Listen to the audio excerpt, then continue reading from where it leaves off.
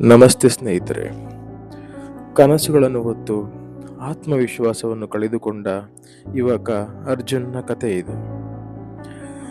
ತಡರಾತ್ರಿ ರೈಲು ನಿಲ್ದಾಣದಲ್ಲಿ ಸುರಿಯುತ್ತಿರುವ ಮಳೆಯ ಮಧ್ಯೆ ಖಾಲಿ ಪ್ಲಾಟ್ಫಾರ್ಮ್ನಲ್ಲಿ ಒಬ್ಬನೇ ಅರ್ಜುನ್ ಚಿಂತೆಗೀಡಾಗಿ ಕುಳಿತಿರುತ್ತಾನೆ. ನನ್ನಿಂದ ಏನೂ ಆಗಲ್ಲ, ಎಲ್ಲರೂ ಮುಂದೆ ಹೋಗಿದ್ದಾರೆ, ನಾನು ಮಾತ್ರ ಇಲ್ಲೇ ನಿಂತಿದ್ದೇನೆ ಎಂದು ಕೈಯಲ್ಲಿರುವ ಟಿಕೆಟನ್ನು ನೋಡುತ್ತಾ ಇದು ಬೆಂಗಳೂರಿಗೆ ಇರುವ ಕೊನೆಯ ರೈಲು ಟಿಕೆಟ್ ಎಂದು ಯೋಚಿಸುತ್ತಾ ಕುಳಿತಿರುವ ಸಂದರ್ಭದಲ್ಲಿ ಒಬ್ಬ ವಯೋವೃದ್ಧರು ದೂರದಿಂದ ಅರ್ಜುನನ್ನು ಗಮನಿಸಿ ಅವನ ಪಕ್ಕದಲ್ಲಿ ಬಂದು ಕುಳಿತುಕೊಳ್ಳುತ್ತಾರೆ. ನೋಡು ಮಗ, ರೈಲು ಹೋಗುವ ಮುಂಚೆ ಹತ್ತೋದು ಒಳ್ಳೆಯದು, ಇಲ್ಲ ಅಂದ್ರೆ ಮತ್ತೆ ಬೇರೆ ರೈಲಿಗಾಗಿ ನೀನು ಕಾಯಬೇಕಾಗುತ್ತದೆ ಎಂದು ಹೇಳ್ತಾರೆ. ನನಗೆ ಹೋಗೋ ಜಾಗವೇ ಇಲ್ಲ ತಾತ, ಜೀವನವೇ ತಪ್ಪು ರೈಲು ಹತ್ತಿದ ಹಾಗೆ ಅನಿಸುತ್ತದೆ, ಏನು ಮಾಡಬೇಕೆಂದು ನನಗೆ ತೋಚುತ್ತಿಲ್ಲ ಎಂದು ಅರ್ಜುನ್ ಅದರ ಬೇಸರವನ್ನು ವ್ಯಕ್ತಪಡಿಸುತ್ತಾರೆ.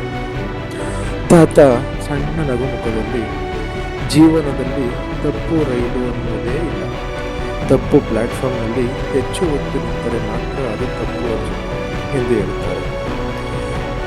ಎಲ್ಲ ಪ್ರಯತ್ನಗಳನ್ನು ಮಾಡಿದ್ದೇನೆ, ಪರೀಕ್ಷೆಗಳಲ್ಲಿ ಫೇಲ್, ಉದ್ಯೋಗ ಸಿಗಲ್ಲ, ಮನೆಯಲ್ಲಿ ಎಲ್ಲರಿಗೂ ನಾನು ನಿರಾಶೆ ಉಂಟು ಮಾಡಿದ್ದೇನೆ ತಾತ ಎಂದು ಅರ್ಜುನ್ ಹೇಳಿಕೊಡುತ್ತಾನೆ.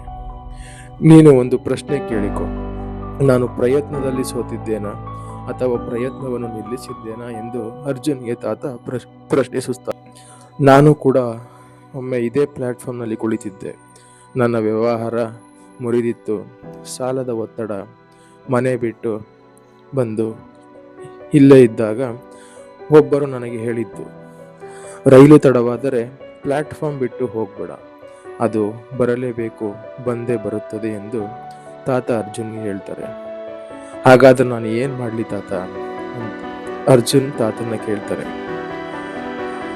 ನಾನು ಇಲ್ಲೇ ಕಾಯ್ತಾ ಇದ್ದಾಗ ನಿನ್ನ ಪರಿಸ್ಥಿತಿಯಲ್ಲಿ ನಾನು ಇದ್ದೆ, ಆದರೆ ಮತ್ತೆ ಜೀವನವನ್ನು ಪ್ರಾರಂಭಿಸಿದೆ. ಇವತ್ತು ನನ್ನ ಕಂಪನಿಯಲ್ಲಿ 100 ಜನ ಕೆಲಸ ಮಾಡ್ತಾ ಇದ್ದಾರೆ ಎಂದು ತಾತ ಅರ್ಜುನ್ಗೆ ಹೇಳ್ತಾರೆ. ನೋಡು ಮಗ, ಜೀವನದಲ್ಲಿ 2 ರೈಲುಗಳು ಮಾತ್ರ ಮುಖ್ಯ, ಒಂದು ಭಯ, ಇನ್ನೊಂದು ಧೈರ್ಯ. ಯಾವ ರೈಲನ್ನು ಹತ್ತಬೇಕು ಎಂದು ಅರ್ಜುನ್ಗೆ ಪ್ರಶ್ನಿಸುತ್ತಾರೆ. ನಾನು ಧೈರ್ಯದ ರೈಲು ಹತ್ತಿದ್ದೇನೆ ಎಂದು ಅರ್ಜುನ್ ಉತ್ತರಿಸುತ್ತಾರೆ.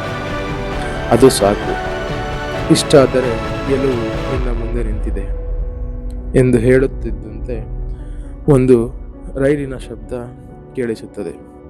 ನಂತರ ಒಂದು ಸಂತೋಷದಿಂದ ಅರ್ಜುನ್ ರೈಲು ಹತ್ತಿ ತಾತನ ಕಡೆ ಕೈ ಬೀಸುತ್ತಾ, ತಾತ ನಿಮ್ಮ ಹೆಸರೇನು ಎಂದು ಕೇಳುತ್ತಾನೆ.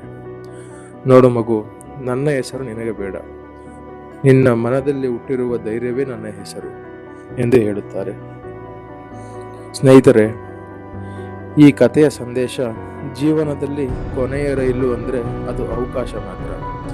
ಅದು ಹೋಗುವ ಮುಂಚೆ ಧೈರ್ಯವಾಗಿ ಹತ್ತಿದ್ರೆ ಸಮಾಜದಲ್ಲಿ